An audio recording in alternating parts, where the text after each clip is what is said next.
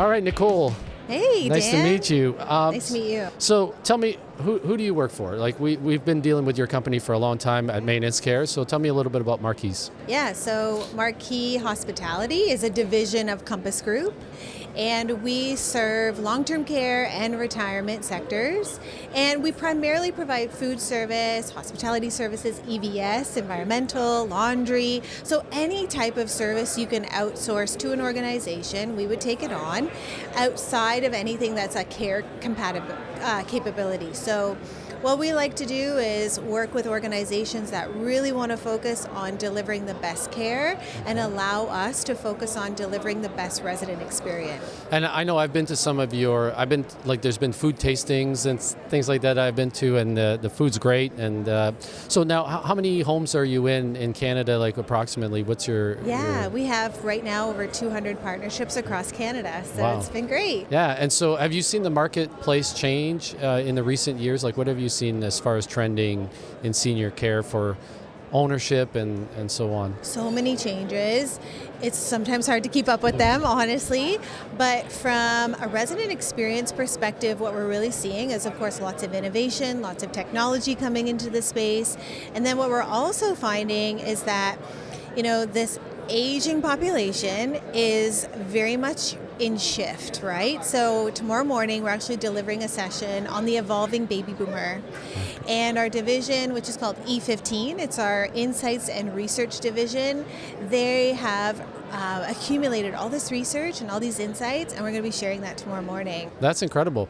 So now you're here at the show. Do you have a booth or do you, and how's it been for you? Fantastic. We actually did a theme this year.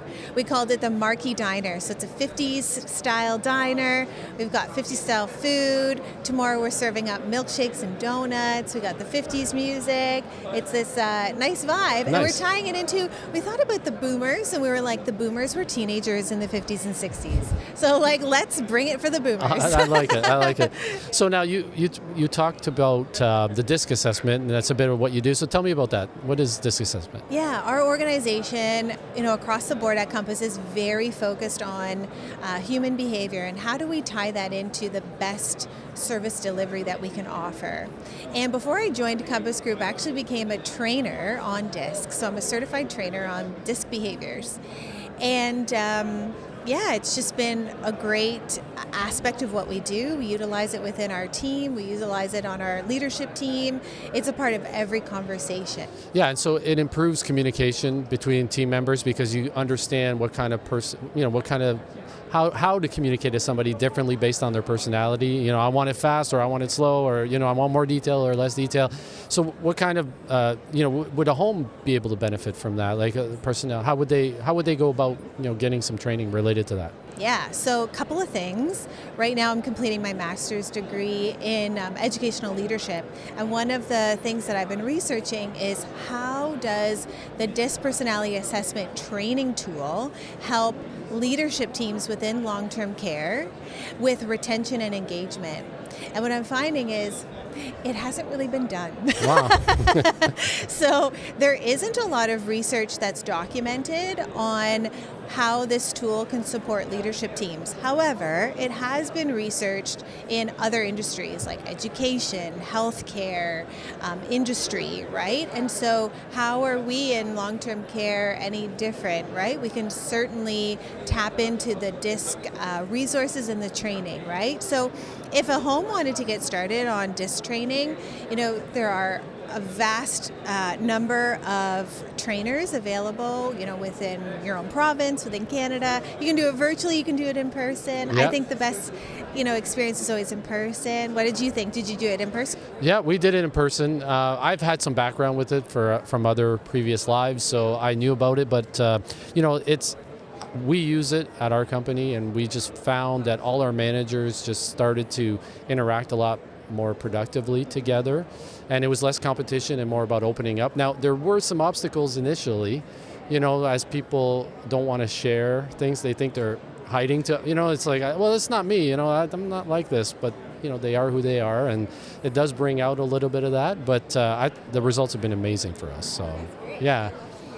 So now, what you also have a podcast, so tell me about that. We have a podcast. We just recorded the first 10 episodes. We're launching it in a couple of weeks. We have a big event coming up at the end of April, on April 29th, which is specific to Marquee and everything we deliver. And so we're excited to launch the podcast. It's called Marquee Moments. And so for us, it's really about becoming better thought leaders within this space in long-term care and delivering better educational experiences for any of our current customers, but any of our future partners that may exist. Absolutely. So who are your guests on your podcast? Like what type of people? Yeah, so we've had tech CEOs like Elizabeth from Wellbe. We've had Phil Vlach, who is a tech guru from Schlegel. So, not just with tech, obviously tech and innovation is like high up there on the list. Everyone wants to know about it. But we've had a death doula on the podcast. Okay, what is so that? So we've had all kinds of guests. And so death and dying doulas support current people who are experiencing, they are in palliative care, and their family members. So they're like an ally to those folks, either living in long-term care or they could be in palliative care settings. So it varies. Wow, sounds interesting. So where do people find more information about Marquee and about the podcast and other things like that?